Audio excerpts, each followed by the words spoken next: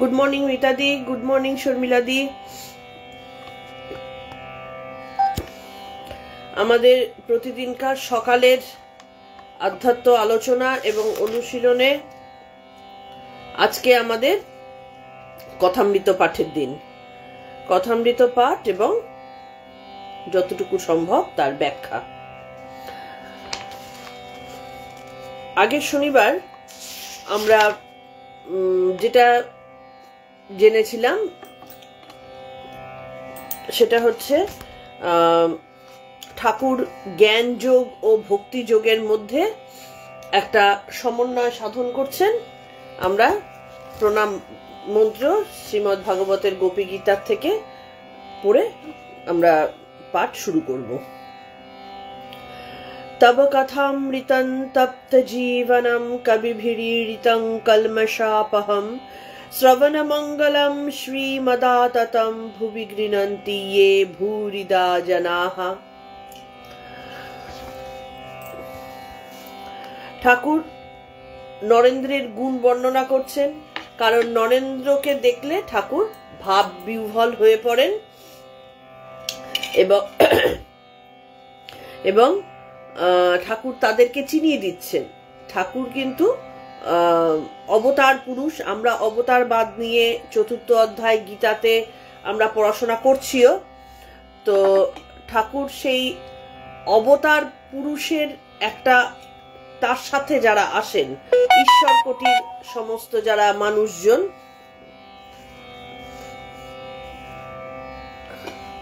তাদের কথা তিনি বর্ণনা করছেন এবং তারা যে ঈশ্বরের সাথে, ঈশ্বর কোটির মানুষরাই আসেন এবং আমাদের এই পৃথিবীতে লোক কল্যাণের জন্য, মানব কল্যাণের জন্য তারা কিভাবে নিজেদেরকে উৎসর্গ করেন, সেটাই ধীরে ধীরে কিন্তু আমাদের মানে একটা পটভূমিকা তৈরি হচ্ছে।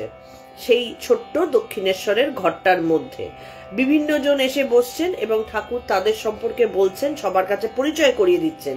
হাতে ধরে ধরে যেমন স্কুলে বাবা মা তার ছেলে পিলেদের পরিচয় করিয়ে দেয়, ঠিক সেরকম ভাবে পরিচয় করিয়ে দিচ্ছেন জগতের কাছে যে এই যে রাখাল, ভবনাথ, এরা সব নিত্য সিদ্ধ। মানে শঙ্করাচার্য যেমন ছিলেন, জন্মেই তারা কিন্তু সিদ্ধ পুরুষ আর কি।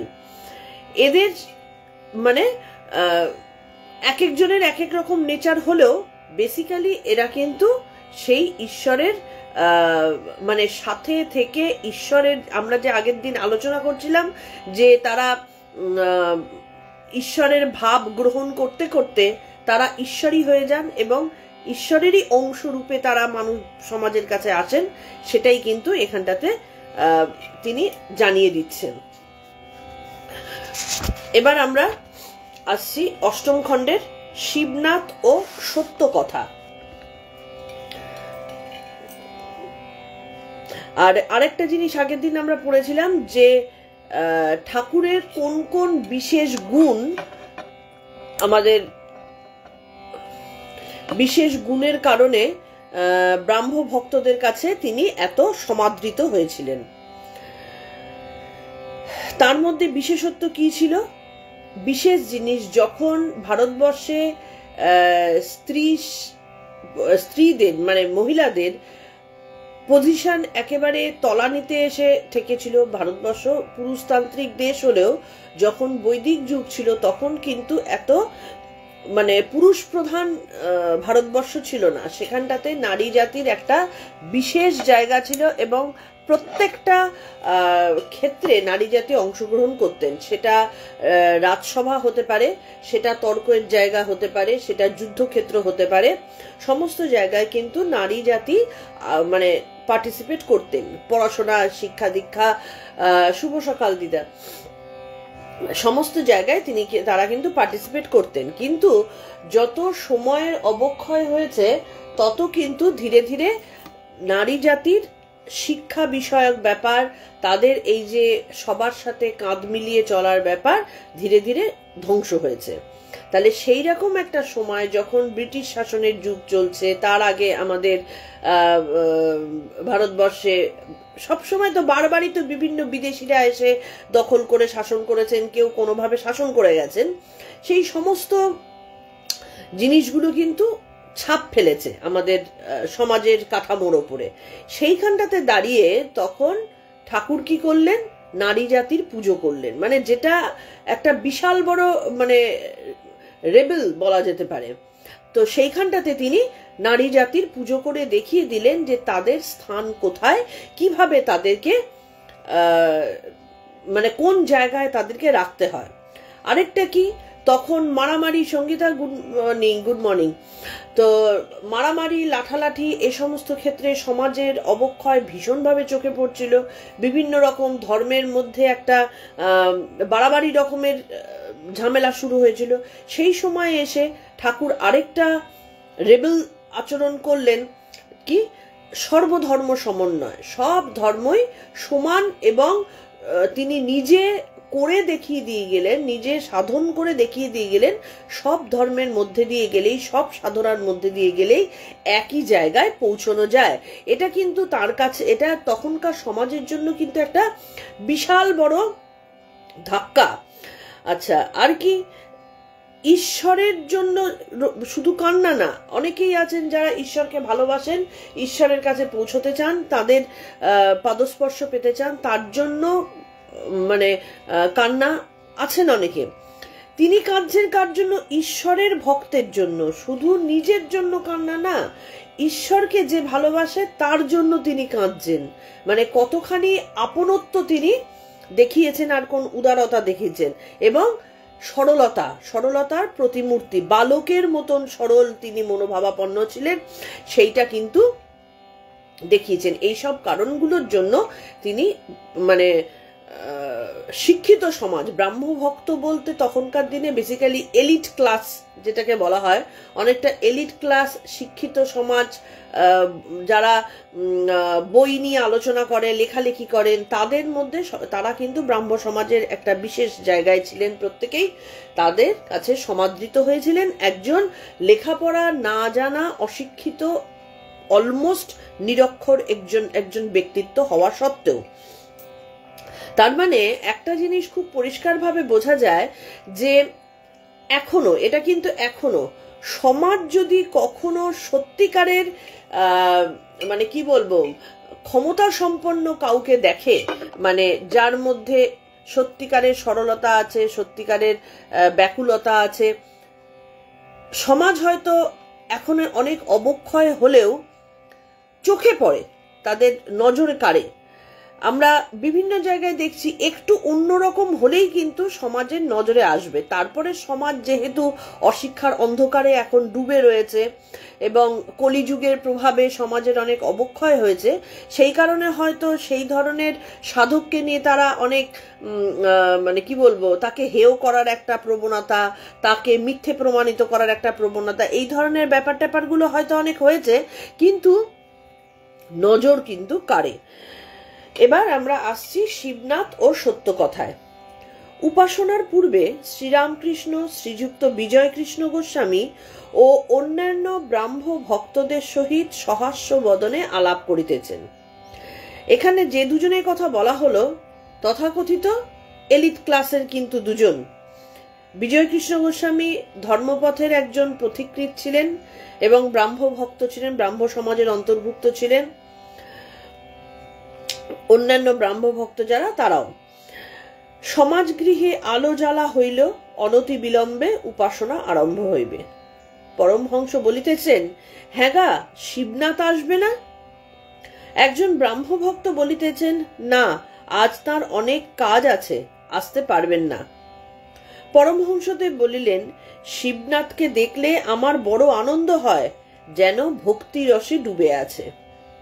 আর যাকে অনেকে গণে মানে, তাতে নিশ্চয়ই ঈশ্বরের কিছু শক্তি আছে। বিশাল জিনিস ঠাকুর কিন্তু একটা বলে দিলেন, যা আমরা গীতার মধ্যেও পাই। ঠাকুর কি বললেন? আমি শিবনাথকে খুব ভালোবাসি। কেন ভালোবাসি?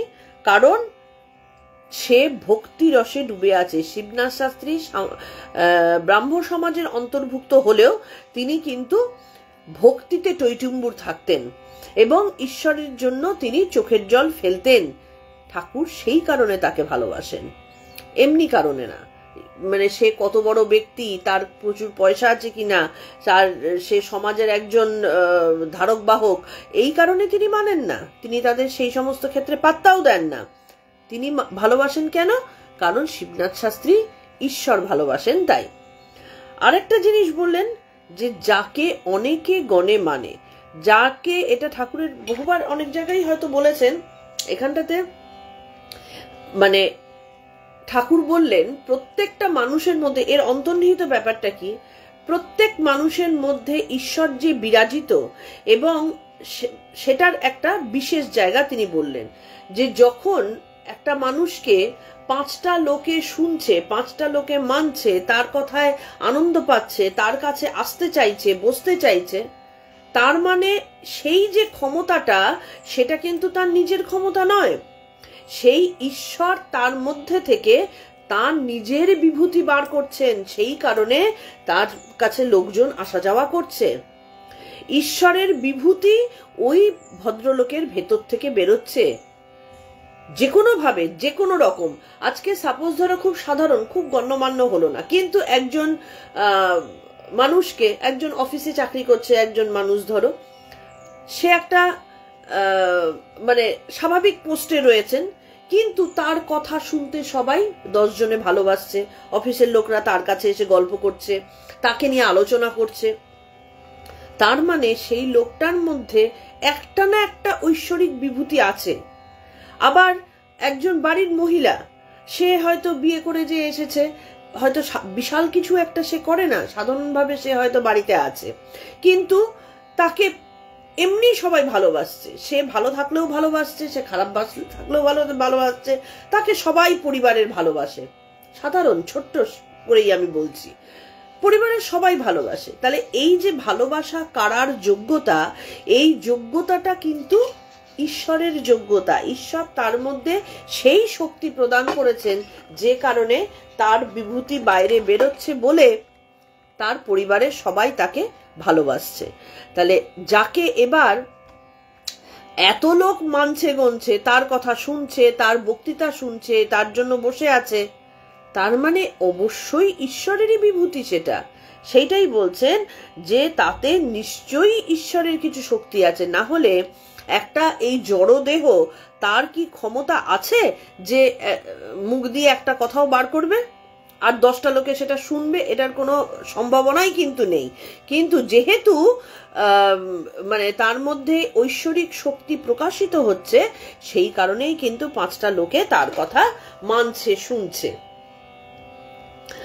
তবে শিবনাথের একটা ভারী দোষ আছে, কথার ঠিক নাই। দেখো, শিবনাথ শাস্ত্রী একজন মানী লোক, তিনি একজন গুণী লোক। ঠাকুর তাকে বলে দিলেন কি, তার কথার ঠিক নাই। আমাকে বলেছিল যে একবার ওখানে, মানে দক্ষিণেশ্বরে কালীবাড়িতে যাবে, কিন্তু যায় নাই, ওটা ভালো না, লোক শিক্ষা, এই কারণে সাধু সঙ্গ করতে হয়।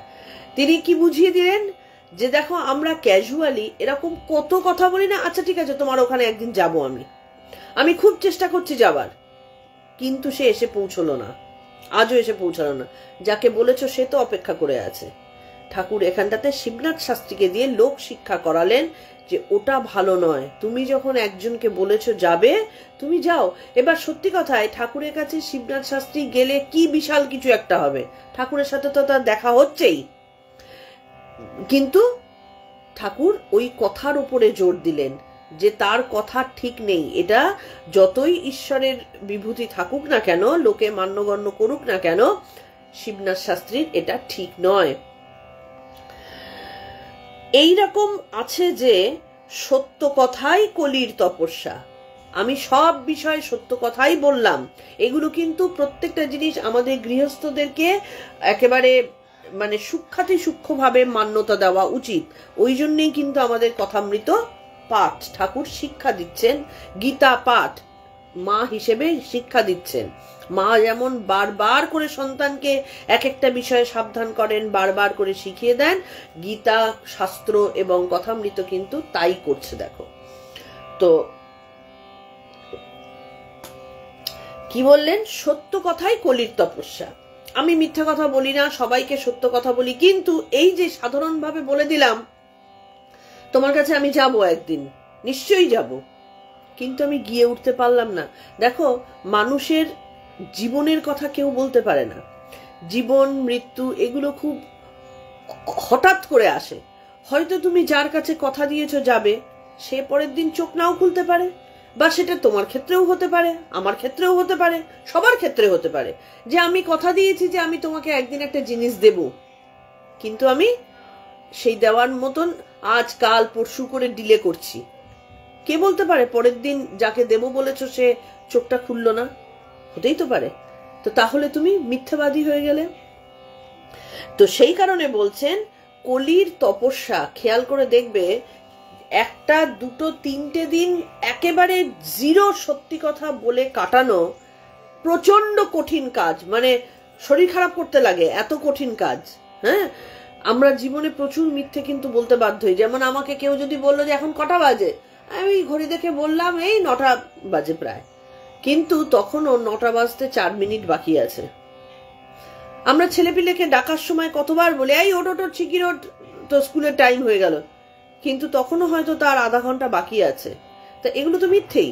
আমরা তো সাংসারিক কারণেই বলি, আমাদের কাছে যুক্তি আছে, কিন্তু এটা না বলেও কিন্তু থাকা যায়, এটা না বলেও করা যায়। তো সেটাই তিনি বলছেন তপস্যা। আর তপস্যা কোনো সময় কিন্তু সহজ হয় না, তপস্যা কঠিনের মধ্যে দিয়েই হয়, সহজভাবে আরাম করে ক্যাজুয়ালি তপস্যা কখনো হয় না। তো সেইখানটাতেই বললেন সত্য কথাই কলির তপস্যা, সত্যকে আঁট করে ধরে রাখলে ভগবান লাভ হয়। সত্যকে যদি, স্বামীজি নিজে বলেছেন 12 দিন তুমি টানা সত্য কথা বলো, তোমার মধ্যে বিভূতি জন্মাবে, বাক বিভূতি জন্মে যাবে। আমি আমার নিজের বড় পিসমশাইকে আমি দেখেছি, তিনি কোনোদিনও জীবনে মিথ্যে কথা বলেননি। ওনার কিন্তু মানে অজান্তে, উনি যে বিশাল ঈশ্বর ভক্ত কি ঠাকুরের কাছে বসে প্রার্থনা করতেন তা না, কিন্তু তিনি কিন্তু সাধারণভাবেই জীবনযাত্রা কাটিয়েছেন, কিন্তু তিনি জীবনে কোনোদিনও মিথ্যে বলেননি, কথা দিয়ে কথা সবসময় রেখেছেন। সেখানটাতে আমরা কত কথার খেলাপ করি। এইরকম সত্যে আট না থাকলে ক্রমে ক্রমে সব নষ্ট হয়। কি দামি কথা! দেখো, আমাদের মধ্যে হয়তো কারোর কারোর কিছুটা উন্নতি হচ্ছে, কেউ কেউ আমরা ভালো দিকে এগোচ্ছি, কিন্তু সত্যের অপলাপ করছি দেখে আমাদের প্রতিদিন কত জিনিস নষ্ট হয়ে যাচ্ছে, আমরা প্রতিদিন আমাদের ক্ষমতা হারাচ্ছি। আমি এই ভেবে যদিও কখনো বলে ফেলি যে বাহ্যে যাব, যদি বাহ্য নাও পায় তবুও গাড়ুটা একবার সঙ্গে করে ঝাউতলার দিকে যাই। কত তীব্র সত্যের প্রতি তার মানে আটুরি! দেখো, আমি বাহ্যে যাব বলেছি, আমি আজকে বাহ্যে যাব, আমার বাহ্যের দরকার নেই, কিন্তু আমি গাড়ুটা নিয়ে ঝাউতলায় একবার যাব। এই হচ্ছে সত্যের আট। এই কথাটা তিনি কেন বললেন? এখানটাতে গল্প করছেন না, এইটাই লোকশিক্ষা। ওই কারণেই সাধু সঙ্গ করাটা দরকার, ওই কারণেই কথামৃত পড়া দরকার। তিনি বলে দিলেন কিভাবে চলতে হবে। আমরা কত বন্ধু বান্ধবকে বলি আমি তোমার বাড়িতে যাব, তোমার বাড়িতে যাব, তোমার ওখানে যাব, তারপরে আমরা কত জায়গায় ঘুরে বেড়াই, কত মন্দির মসজিদ বিশ্ব ভ্রমণ করে বেড়াচ্ছি, কিন্তু তার বাড়িতে গিয়ে আমি উঠতে পারলাম না। কেন? আমরা কখনো নিজেরা চিন্তা করে দেখেছি কেন আমি এত জায়গায় যেতে পারছি, ওর বাড়িতে যেতে পারছি না বলা সত্ত্বেও? তার কারণ প্রায়োরিটি লিস্টের সে আমার নিচে রয়েছে, তার প্রায়োরিটিতে আমি পড়ি না, সেই কারণে সে সব জায়গায় যেতে পারছে, আমার জায়গায় যেতে পারছে না। কিন্তু তাতে করে কি লাভটা হলো? আমার কিছু এলো না, এলো তার। সে সত্যের অপলাপ করে ফেললো। তাহলে ঠাকুর দেখো কত তীব্রভাবে সত্যকে ধরে থাকার কথা শিখিয়ে গেছেন। আবার বলছেন ভয় এই পাছে সত্যের আঁট যায়। ঠাকুর যদি সত্যের অপলাপ করতেন, তিনি তো পরম ব্রহ্ম, কি এসে যেত? কিন্তু তিনি তা করেননি। তিনি সবসময় বলেছেন সত্যের আঁট যাবার ভয় সবসময় রাখতে হয়। আমার এই অবস্থার পর মাকে ফুল হাতে করে বলেছিলাম, মা, এই নাও তোমার জ্ঞান, এই নাও তোমার অজ্ঞান, আমায় শুদ্ধা ভক্তি দাও মা। এই নাও তোমার সূচি, এই নাও তোমার অসুচি, আমায় শুদ্ধা ভক্তি দাও মা। এই নাও তোমার পাপ, এই নাও তোমার পুণ্য, আমায় শুদ্ধা ভক্তি দাও। যখন এই সব কথা বলেছিল, তাহলে দেখো এই কথাটার পরে আরো বিশেষ করে আমরা বুঝতে পারবো ঠাকুর কি ছিলেন এবং কি শিক্ষা দিয়ে গেছেন। তিনি সব কিছু মাকে দিয়ে দিলেন। নিজের পাপ, নিজের পুণ্য, নিজের ভালো, নিজের মন্দ, নিজের সূচি, নিজের অসুচি, সমস্ত কিছু সম্পূর্ণভাবে ঈশ্বরকে সঁপে দিলেন। কিন্তু এ কথা তখন বলিতে পারি নাই, মা, এই নাও তোমার সত্য, এই নাও তোমার অসত্য। ঠাকুর তো এটাও বলতে পারতেন যে তুমি নিয়ে নাও, আমার সত্য অসত্যতে কিছু এসে যায় না। মানে অতি উচ্চ সাধক সম্প্রদায়ের মধ্যেও, গৃহীদের মধ্যেও ঠাকুর সত্যের প্রয়োজনীয়তা দেখিয়ে দিয়ে গেলেন। 12 দিন যদি সত্যকে ধরে থাকা যায়, তাহলে তার মধ্যে বাক চলে আসে, বিভূতি চলে আসে। তাহলে তিনি সব দিতে পারলুম, সত্য মাকে দিতে পারলুম না। তাহলে সত্য, ঠাকুর কি মিথ্যে কথা বলতেন? ঠাকুর এমনি মিথ্যে বলতেন না, কিন্তু ক্যাজুয়ালি আমি আজকে বাহ্যে যাব সন্ধ্যেবেলা, কিন্তু গেলাম না, সত্যের অপলাপ হয়ে গেল, আমার বাহ্য পাইনি, ঘুরে আসলাম। আমার মনে নেই এক্স্যাক্টলি কার বাড়ির কথা, এখানে নিশ্চয়ই আমরা পাবো।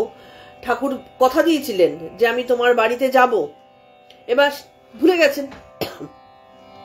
হঠাৎ রাত্রিবেলা সবাই ঘুমিয়ে পড়েছে, তখন মনে পড়েছে, যারে আমি তো বলেছিলাম ওর বাড়িতে আজকে যাব।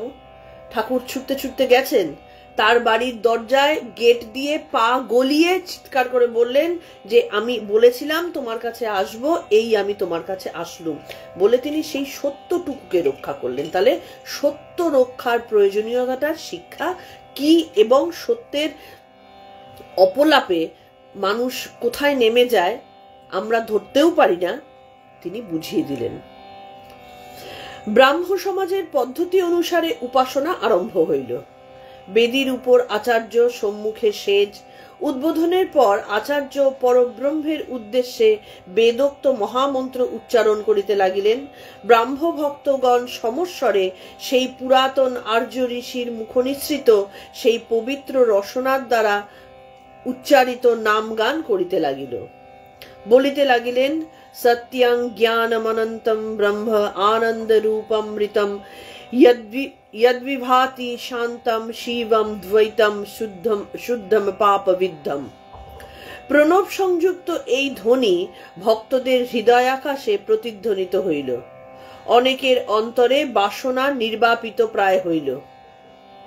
এই যে মন্ত্র উচ্চারণের প্রয়োজনীয়তা, আমরা যখন সন্ধেবেলা কোনো দূর থেকে ভেসে আসা মন্ত্রের উচ্চারণ শুনি, বা কোনো মন্দিরে যখন উচ্চারণ শুনি, কেউ পড়ছে বাড়িতে, অনেকেরই বাড়িতে পড়েন, এই মন্ত্রের উচ্চারণে কি হয়, ভেতরের পশুত্ব নাশ হয়, কানের মধ্যে শুদ্ধ জিনিস ঢোকে।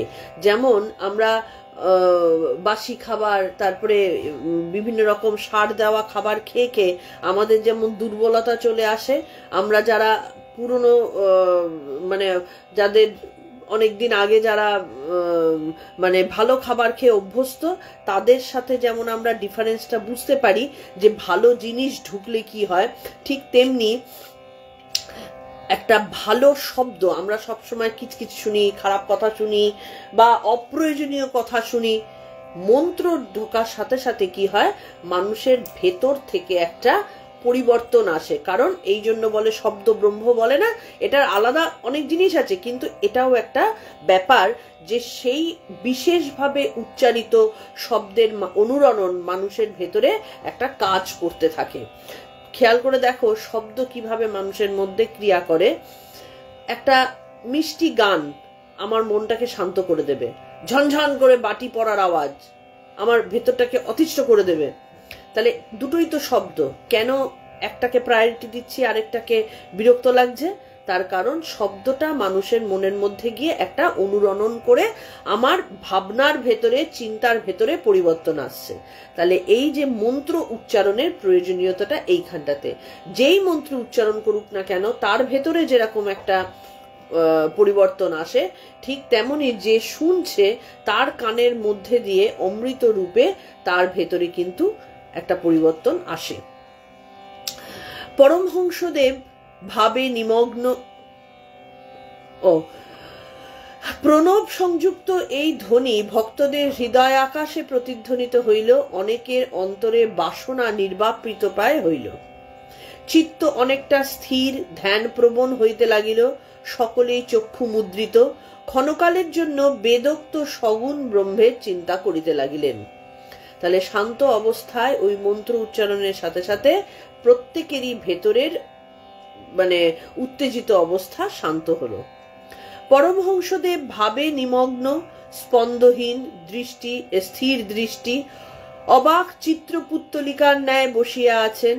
আত্মাপক্ষী কোথায় আনন্দে বিচরণ করিতেছেন, আর দেহটি মাত্র শূন্য মন্দিরে পড়িয়া রহিয়াছে। তাহলে সেই মন্ত্র উচ্চারণের সাথে সাথে আমাদের মতো সাধারণ মানুষের মনের মধ্যে যেমন শান্ত ভাব আসলো, ঠাকুরের কি হলো? ঠাকুর শ্রীরামকৃষ্ণ ভাবে নিমগ্ন হয়ে গেলেন এবং তার স্থির দৃষ্টি, স্পন্দনহীন, যেন ভেতরে প্রাণ নেই, প্রাণ পাখি যেন অন্য কোথাও বিচরণ করছে।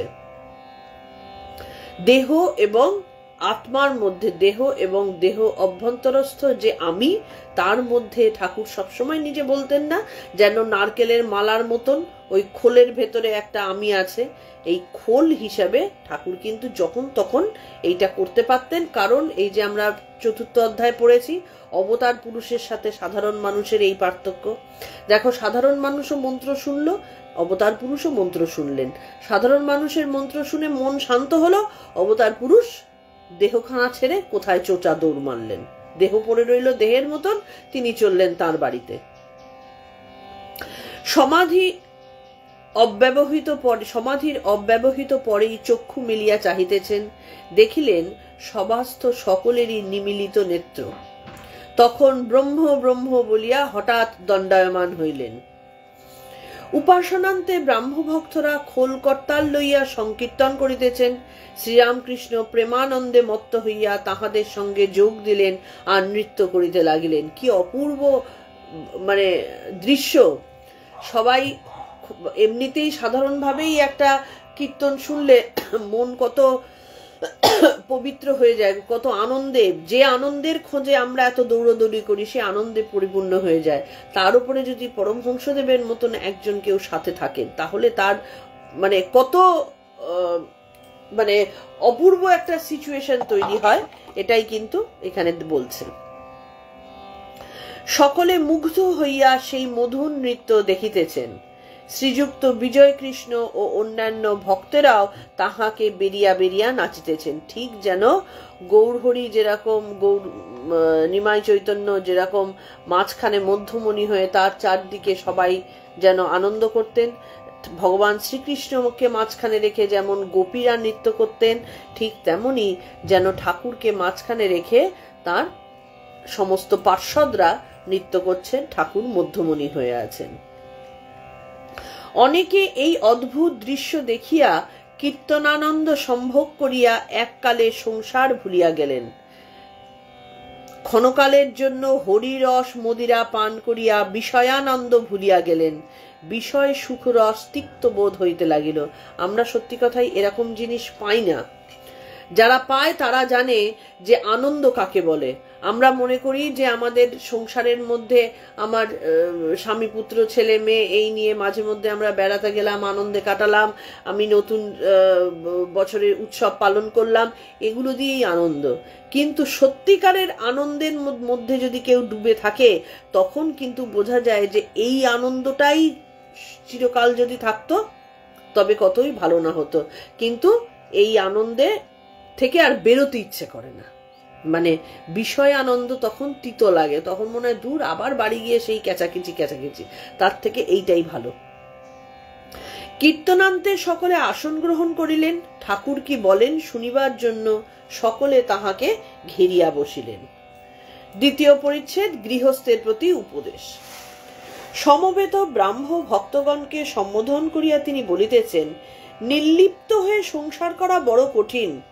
সংসার কি জিনিস আমাদের থেকে বোধহয় ঠাকুর ভালো জানতেন।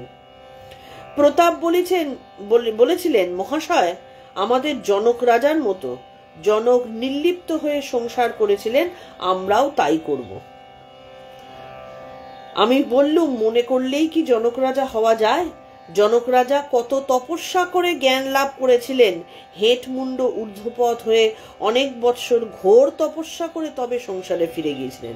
আমরা অনেকেই কিন্তু এটা কথায় কথায় বলি, আমি এই যে কাজটা করছি আমাকে কিছু টাচ করছে না, না মনের মধ্যে ঢুকছে না। যদি অন্যায় কাজ করে থাকো সেটাও মন দিয়ে করছো না। স্বামীজি ওই জন্য একজনকে বলেছিলেন না, যে একটা অকর্মার লোক, সে যখন স্বামীজির কাছে গেছে বলেছে, তুই মিথ্যে বলতে পারিস, আগে সেটা শেখ তুই আগে। এবার এইগুলোর অনেক ভুল ব্যাখ্যা হয় যে স্বামীজি তাকে মিথ্যে বলতে বলেছেন। না, স্বামীজি বলছেন যে তুই আগে নড়াচড়াটুকু কর, অন্তত তুই তো একদম জম্বি হয়ে বসে আছিস জড় পদার্থের মতন, তোকে তুই আগে খারাপ কাজটাই করা থাক। খারাপ কাজটা করাটাও একটা কাজ, অন্তত 3টে গুণের মধ্যে একটা গুণ তো পাবি। তো সেটাই তিনি বলছেন যে তুই আগে কাজ করা শেখ। যে কাজই করতে পারে না সে আবার সৎ পথের দিকে যাবে কি করে? তার জন্য প্রচুর তপস্যা করতে হয়। তাহলে আমরা এই যে কথায় কথায় বলি যে আমরা জনক রাজের মতো নির্লিপ্ত হয়ে সংসার করবো, আমরা কেউ নির্লিপ্ত নই, একজনও না। কারণ আমাদের মধ্যে তপস্যা নেই। আমাদের মধ্যে যদি সেই স্থির চিত্তে তপস্যা না থাকে, এবং জন্মান্তরের তপস্যা, 10 দিন সত্য বললাম আর হয়ে গেল তা না, জন্মান্তরের তপস্যা করে করে করে করে পূর্ণ জ্ঞান লাভ করলে তবে জনক রাজা হয়ে জন্মানো যায়। কথায় কথায় আমি নিজে কানে অনেককে বলতে শুনেছি, আমি জনক রাজার মতন থাকি। কথাটা খুব ক্যাজুয়ালি বলা, তো মানুষের মুখ তো ফটফট করে অনেক কথা বেরিয়ে আসে। এই নামগুলো উচ্চারণ করার ভ্যালুটা বোঝে না সবাই, তো এই কারণে এইরকম কথাগুলো বললে অন্তর্যামী হাসেন। তবে কি সংসারীর উপায় নাই? হ্যাঁ, অবশ্য আছে। এইটা আমাদের সংসারীদের শোনাটা বিশেষ বিশেষ প্রয়োজন। কারণ অনেকে ভুল পথে, ভ্রান্ত পথে পা পিছলে যায় যে আমি সংসারে থেকে এমন কাণ্ড করা শুরু করলাম, উপোস, নির্জলা, কথা বন্ধ করা, মৌনী থাকা, বাড়ির লোক ব্যতিব্যস্ত হয়ে যায়। এরম ভাবে করাটা, কারণ যখন তপস্যা হবে তখন অনেক বাধা বিঘ্ন আসে, সত্যি কথাই। কিন্তু জবরদস্তি কারোর কাছ থেকে কটু কথা শুনে নিজের তপস্যার বিঘ্নিত করা তো কোনো মানে হয় না। ঠাকুর তার উপায় বলে দিচ্ছেন। আমরা তাহলে কি করব? দিন কতক নির্জনে সাধন করতে হয়। সংসারের মধ্যে একেবারে গেজে না গিয়ে মাঝে মধ্যে একা থাকতে হয়। এটা কিন্তু সিসিমাও বলেছেন যে 3 দিন, বেশি লাগবে না, 1 দিন কি 2 দিন কি 3 দিন একদম সংসার থেকে আলাদা থাকো, ওই দিন কতক নির্জনে সাধনা করো। নির্জনে করলে, দিন কতক নির্জনে সাধন করতে হয়। নির্জনে করলে তবে ভক্তি লাভ হয়, জ্ঞান লাভ হয়, তারপর গিয়ে সংসার করো। ওই 3 দিনের মধ্যে যদি কন্টিনিউয়াস মোবাইল ঘাটা হয়, 3 দিনের মধ্যে যদি বসে বসে সারাদিন বাড়িতে আমার ফেলে রেখে এসছি, আমার ছেলেটা কি খাবে, বরটা এসে চা পাবে কিনা, কি তোমার কাজের বউটা ঠিক মতো এলো কিনা, এইসব চিন্তা হয়, সংসারিক কথা যদি চিন্তা হয়,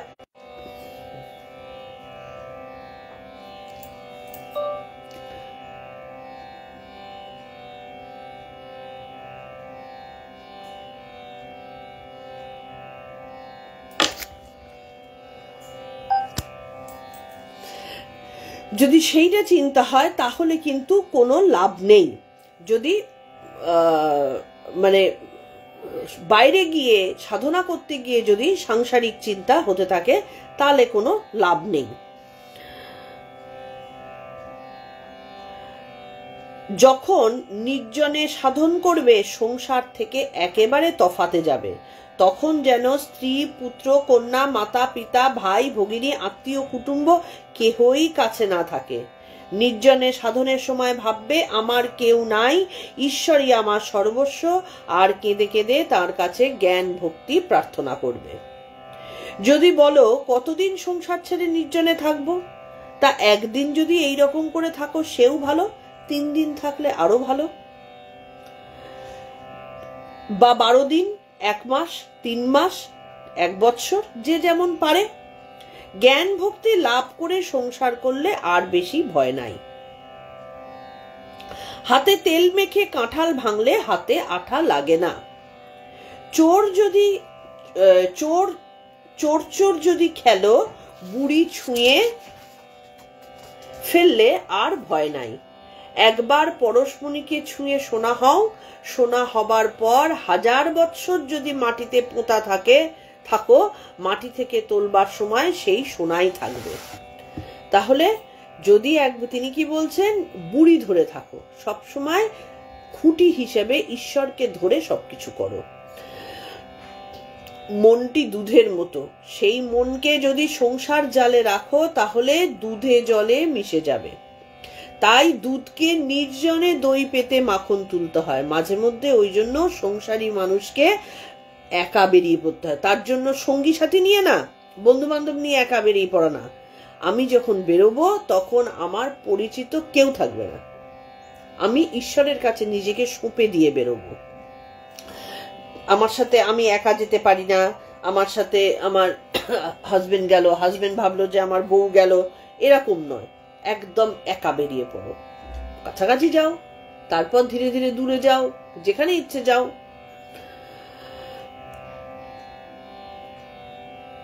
যখন নির্জনে সাধন করে মন রূপ দুধ থেকে জ্ঞান ভক্তি রূপ মাখন তোলা হলো, তখন সেই মাখন অনায়াসে সংসার জলে রাখা যায়। এবার যখন আমাদের সেই জ্ঞান লাভ হয়ে গেল, আমরা সংসারের মধ্যে তখন দুধে জলে যে মিশে যাওয়ার ভাব সেইটা থাকবে না, তখন মাখন তোলা হয়ে গেছে, মাখন তো জলের উপরে ভাসে। তখন যদি কেউ সংসার করে তার কোনো ভয় নেই, সংসার জলের ওপর নির্লিপ্ত হয়ে ভাসবে। 3য় পরিচ্ছেদ, শ্রীযুক্ত বিজয় কৃষ্ণ গোস্বামীর নির্জনে সাধন। শ্রীযুক্ত বিজয় গোস্বামী সবে গয়া হইতে ফিরিয়াছেন। সেখানে অনেক দিন নির্জনে বাস ও সাধু সঙ্গ হইয়াছিল। এক্ষণে তিনি গৈরিক বস্ত্র পরিধান করিয়াছেন। অবস্থা ভারী সুন্দর, যেন সর্বদা অন্তর্মুখ। পরমহংসদেবের নিকট হেঁট মুখ হইয়া বসিয়া আছেন, যেন মগ্ন হইয়া কি ভাবিতেছেন। দেখো, তিনি ব্রাহ্ম সমাজের আচার্য পদে ছিলেন। তিনি কিছুদিনের জন্য নির্জন বাস করেই নিজের ভেতরে পরিবর্তন তার মধ্যে চলে এসেছে, সেটা বাইরের লোকে বুঝতে পারছে, অন্তর্মুখী হয়ে গেছেন। বিজয়কে দেখিতে দেখিতে পরমহংস দেব তাহাকে জিজ্ঞেস করিলেন, বিজয়, তুমি কি বাসা পাকড়েছ? দেখো, দুজন সাধু ভ্রমণ করতে করতে একটি শহরে এসে পড়েছিল। একজন হাঁ করে শহরের বাজার, দোকান, বাড়ি দেখছিল। এমন সময় অপরটির সাথে দেখা হলো। তখন সে সাধুটি বললে, তুমি হাঁ করে শহর দেখছো, তল্পি তল্পা কোথায়?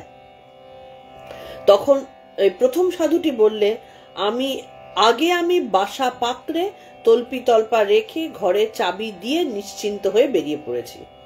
এখন শহরের রং দেখে বেড়াচ্ছি, তাই তোমায় জিজ্ঞেস করছি, তুমি কি বাসা পাকড়েছ? তার মানেটা কি? তিনি এই উদাহরণ দিয়ে বললেন, সাধু যে সে যখন বাইরে শহর দেখছে, বাজার দেখছে, আরেকজন সাধু বললেন, তল্পি তল্পা কোথায়, তুমি দেখছো যে? তো তখন তিনি কি বললেন, আমি বাসায় তল্পি তল্পা রেখে এসেছি, এবার দেখছি। তার মানে আমার আর সেই পিঠে বোঝাটা নেই, আমি বাসাটা দেখে এসেছি, কোথায় আমার এই ভার রাখতে হবে। সেটাই বিজয় কৃষ্ণ গোস্বামীকে জিজ্ঞেস করলেন যে, তুমি কি বাসা পাকড়েছ? মানে তুমি কি, যেহেতু তিনি অন্তর্মুখী হয়ে গেছেন, ঠাকুর বুঝতে পেরেছেন যে তিনি সাধন জগতের মধ্যে মগ্ন হয়ে যাচ্ছেন। তার মানে যেখানে তার বোঝাকে ফেলে রাখতে হবে, সেই বোঝাকে ফেলার সময় বিজয় কৃষ্ণ গোস্বামীর হয়ে গেছে। সাধু যেরকম বোঝা ফেলে রেখে এসে এবার তিনি নিশ্চিন্ত হয়ে, আর তার বোঝার ভয় নেই, তিনি শহর দেখছেন, বাজার দেখছেন, সবকিছু দেখছেন।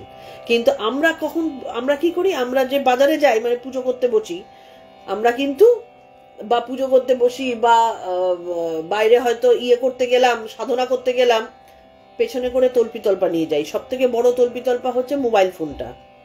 মোবাইল ফোন অন থাকা মানেই সারাদিন ধরে সেই ফোন আসা, না হলে হোয়াটসঅ্যাপের মধ্যে চোখ রাখা।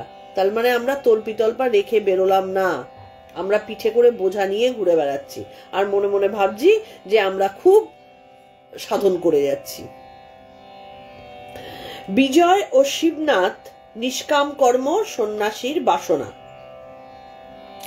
বিজয়ের প্রতি দেখো, শিবনাথের ভারী ঝঞ্ঝাট, খবরের কাগজে লিখতে হয় আর অনেক কর্ম করতে হয়। বিষয় কর্ম করলেই অশান্তি হয়, অনেক ভাবনা চিন্তা জোটে। তার মানে কি, আমরা যদি কর্ম তো আমাদের করতেই হবে, কিন্তু সেই কর্ম যদি ঈশ্বরের সমর্পিত মনোপ্রাণ হয়ে না করি, তখন সেই কর্মের বোঝা আমাদের উপরে বিশাল বড় হয়ে দাঁড়ায়। শিবনাথ শাস্ত্রী নিজে একজন কিন্তু মানে রসালো ভক্ত ছিলেন, কিন্তু তার ভারী ঝঞ্ঝাট। কি কারণ তাকে অনেক কর্ম করতে হতো, বিষয় কর্ম প্রচুর করতে হতো, খবরের কাগজে লিখতে হতো। তার জন্য যত কর্মের মধ্যে নিজেকে নিমগ্ন রাখবে, তত ঈশ্বরের থেকে মন দূরে সরে যাবে। আমরা আসলে সংসারীরা, এগুলো তো সব সংসারীদের জন্যই তিনি বলছেন। আমরা সংসারীরা দেখো, আমাদের প্রত্যেকটা দিন, প্রত্যেকটা মুহূর্ত আমরা সংসারের জন্য দিয়ে দিয়েছি, সংসারের জন্য চিন্তা করে যাচ্ছি। তাহলে ঈশ্বরের চিন্তাটা করব কখন? আত্মচিন্তন হবে কখন? আমরা 5 মিনিটের জন্য সংসার থেকে বেরিয়ে আসি, যদি আমরা মনে মনে ভাবি দুধটা উদলে পড়ে যাবে না তো, ছেলেটা স্কুল থেকে ফিরবে, খাবে কি, কি আমার রাত্রিবেলা যা যা গুছিয়ে রাখার কথা সেইগুলো রেখেছি তো, আমার মনটা ছুটে চলে গেল ওইদিকে। কিন্তু কিছুক্ষণের জন্য কি আমার কেউ নেই, সংসারের মধ্যে থাক না। প্রথম কথা হচ্ছে, এটা আমরা বিশ্বাসই করতে চাই না আমাদের ছাড়াও সংসার ভালোভাবেই চলবে। সংসারকে আমরা মনে করি যে আমরা ছাড়া চলবে না, সব শেষ হয়ে গেল, ওরা কি করবে, আমরা সেই উত্তেজনায় পাগল হয়ে যাই। কিচ্ছু হবে না। তুমি 1 দিন 2 দিন 3 দিন বড় জোর খিটখিটানি শুনবে, কারণ তাদের এটা স্বার্থপরতার সংসার। তারা মনে করছে যে আমার মা, আমার বাবা, আমার ভাই, আমার বোন আমাকে এই জিনিসগুলো করে দেবে, আমাকে এইগুলো দেবে, আমি সেইটাতে নিজেকে অভ্যস্ত করে ফেলেছি। তো সেইখান থেকে যদি মা 2 দিনের জন্য সরে যায়, তখন তো তাদের অসুবিধা হচ্ছে। তারা কি তোমাকে ভালোবাসার জন্য করছে? না, তাদের অসুবিধা হচ্ছে সেই জায়গাটা থেকে আসতে। তুমি 2 দিনের জন্য নিজেকে সেখান থেকে গুটি নিয়ে দেখো, কিচ্ছু অসুবিধা হচ্ছে না। তারা ঠিক গতানুগতিক ভাবে তাদের মতন একটা নিয়ম বা রুটিন তারা করে ফেলবে। আমরা বোকার মতো কি করি, মনে করে করে কেঁদে মরি যে আমাকে ছাড়া ওদের চলবে না, আমি না থাকলে তোর কি হবে।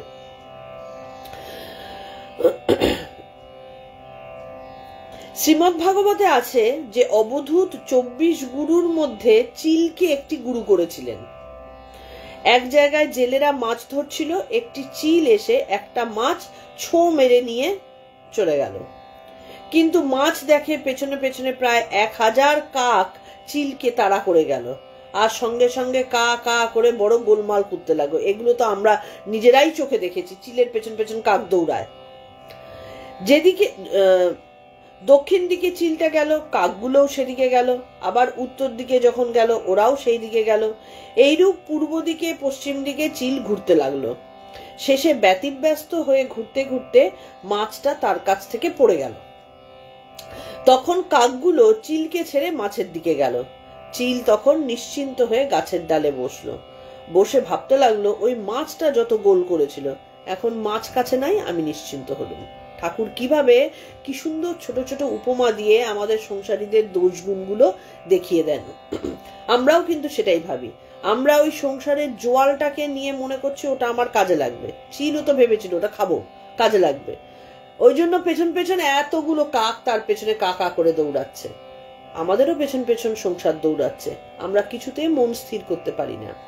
কিন্তু একবার যদি সেটা ছেড়ে দিয়ে দেখো, সেই কাকগুলো তখন ওদিকে চলে যাবে, তখন কিন্তু কাক আর চিলের পেছনে দৌড়াবে না।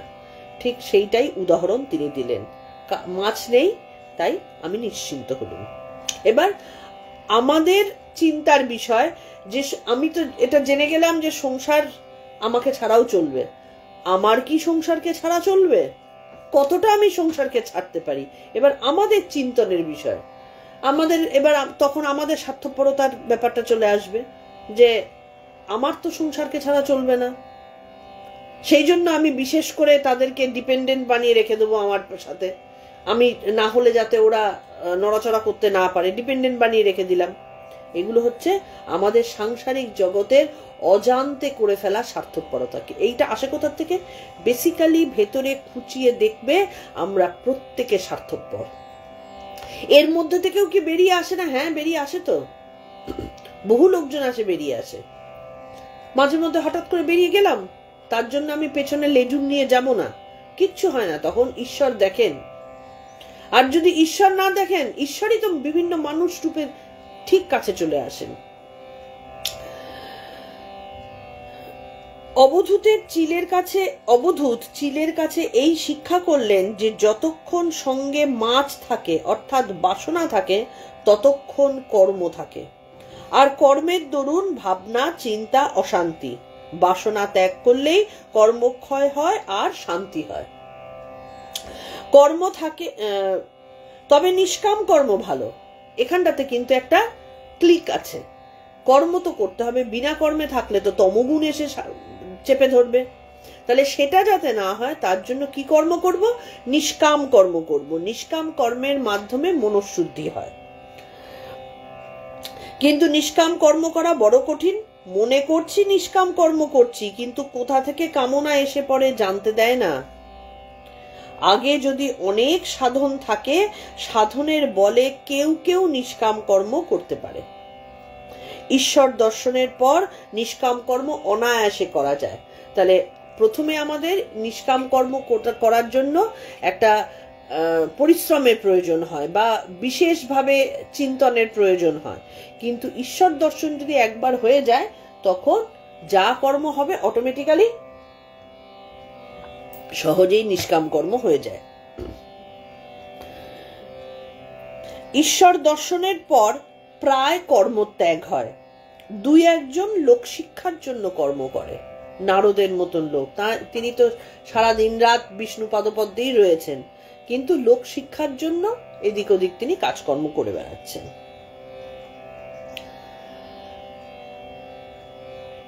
আচ্ছা, আজকে আমাদের তৃতীয় পরিচ্ছেদের এইটুকুই হলো যে গৃহস্থের কর্তব্য কি সেটা তিনি বোঝালেন, কি কিভাবে আমরা সংসারে থেকেও ঈশ্বরের সাধন করে যেতে পারি সেটা তিনি বোঝালেন, সত্যের প্রয়োজনীয়তা এবং তার আট কতখানি দরকার সেটা তিনি বোঝালেন। এইগুলো মানে আমাদের প্রত্যেক দিনের ভুল ত্রুটিকে শোধরাবার জন্য বোধহয় আজকের কথাগুলো হলো, যে আমরা বিজয় কৃষ্ণ গোস্বামীর মতো বাসা পাকড়ে তারপর ঘুরতে পারি, আমরা সত্যের আটের মধ্যে দিয়ে ঠাকুরের কাছে পৌঁছতে পারি, নিজেকে মানে সোনার পাথর তৈরি করে ফেলতে পারি। কথায় কথায় জনক রাজার মতন আমি মানে সংসারের মধ্যে আমি আছি কিন্তু আমি নির্লিপ্ত, এটা মুখে বলাটা খুব সহজ, তাই আমরা মুখে বলে ফেলি, কিন্তু এটার জন্য সত্যিকারের সাধনের প্রয়োজন হয় এবং জন্ম জন্মান্তরের কঠিন তপস্যার প্রয়োজন হয়। আর কি, যতক্ষণ বাসনা আছে ততক্ষণ কর্ম যাবে না। সেই কারণে আমাদের কি করতে হবে, যে মানে ওই যে কাঁটা দিয়ে কাঁটা তোলার মতন, মানে আমাদের কর্ম ছাড়বে না, অথচ আমাদের মনে এই সমস্ত পড়াশোনা করে শিক্ষা আসছে, একটু একটু করে আসছে যে হ্যাঁ, সংসারের, সঙ্গীতা লিখেছে সংসারের মায়ায় ছাড়ার উপায় নেই ঠিকই, কিন্তু ওই যে ঠাকুর শিক্ষা দিয়ে দিলেন মাঝে মধ্যে নির্জন বাস। আমার আগে চিন্তা করতে হবে যে আমি কি সত্যি ঈশ্বরের কাছে আমরা থাকতে চাই, ঈশ্বরের চিন্তা করতে চাই। যদি চিন্তা করতে চাই তাহলে একদিন দুদিনের জন্য নির্জন বাস করতে হয়, তখন সংসারকে পেছনে ওই তল্পি তল্পা নিয়ে যেতে নেই। তখন যদি নির্জন বাস করে ভগবত চিন্তা করা যায় তখন সেইটা সত্যিকারের কাজে দেয়। তাহলে আমাদের আরেকটা কি, যখন এইভাবে আমরা কর্ম করতে পারবো তখন দেখা যাবে সংসারও কিন্তু আমাদের সাথ দেবে। সংসার ধীরে ধীরে বুঝে যাবে যে কিভাবে এর সাথে চলাচল করতে হবে। দেখো আমি একটা জাস্ট এটা মানে ক্যাজুয়াল উদাহরণ, এই যে সকালবেলা করে আমি বাড়ির থেকে করছি, আমার বাড়িতে এই সময় কিন্তু একটা হই হট্টগোল চলে, প্রত্যেকেরই কাজকর্ম সমস্ত ব্যাপারগুলো থাকে, কিন্তু যেভাবেই হোক আমার বাড়ির সবাই দীর্ঘদিন ধরে দেখেছে যে মা যখন দরজা বন্ধ করে এখানে থাকবে, হয় সে ধ্যান জপ করছে অথবা সে এই কাজ করছে, নিজের কাজ করছে। এই সময়গুলোতে ওদের কিন্তু অসুবিধা ছিল, কিন্তু যেহেতু ওরা জেনে গেছে যে মা ডাকলেও বেরোবে না, তারা কিন্তু নিজের মতন করে তাদের সময়টাকে অ্যাডজাস্ট করে ফেলেছে, যে এই সময়টা তাহলে আমি এটা করব, ওই সময় কথা এই কাজটা করব, ওই সময় কাজটা করব। প্রথম দিকে কি অসুবিধা হয়নি? নিশ্চয়ই তাদেরও হয়েছে, কিন্তু ওই জেদ ওইভাবে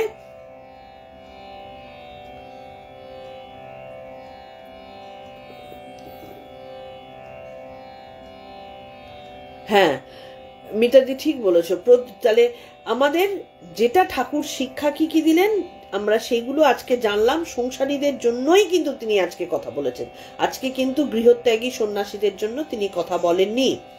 একদম আমরা কি করতে পারি সেটাই তিনি কিন্তু আমাদের কাছে বর্ণনা করলেন, এবং এইটুকু যদি আমরা না করি তাহলে বলবো যে আমাদের যে ঠাকুর ঠাকুর করছি সেটা অন্তর থেকে আসছে না, সেটা লোক দেখানো হচ্ছে। কারণ ঠাকুর তো ইজি প্রসেস বলে দিচ্ছেন, এইটুকু তো আমাদের করতে হবে। তিনি বলছেন না তোমরা ওই জনক রাজার মতো তপস্যা করো, তিনি বলছেন না যে তুমি গৃহত্যাগ করে সন্ন্যাসী হয়ে যাও, তিনি কিন্তু কিছুই বলছেন না। তিনি সাংসারিক কর্তব্য থেকে সরেও আসতে বলছেন না, বলছেন সব করো, তল্পি তল্পাটা রাখার ব্যবস্থা করে ফেলো, মাঝে মধ্যে নির্জন বাসের মাধ্যমে, সত্য রক্ষার মাধ্যমে। আমাদের তো তাহলেই তপস্যা হয়ে গেল, কারণ কলিকালে অন্নময় প্রাণ, আমাদের কলিতে সবকিছু আমরা করতে পারবো না। ওই জন্য কলির মানুষের জন্য ঠাকুর শ্রীরামকৃষ্ণ এই পরিষ্কার রাস্তাগুলো বলে দিলেন। আজকে তাহলে আমাদের এইটুকুই, আমরা প্রণাম মন্ত্র দিয়ে শেষ করি। আবার পরের দিনের আলোচনায় আগে আমি ওই রাত্রিবেলা নোটিশ দিয়ে দেব। ওম স্থাপকায় চ ধর্মস্য সর্বধর্ম স্বরূপিণে অবতার বরিষ্ঠায় রামকৃষ্ণায় তে নমঃ।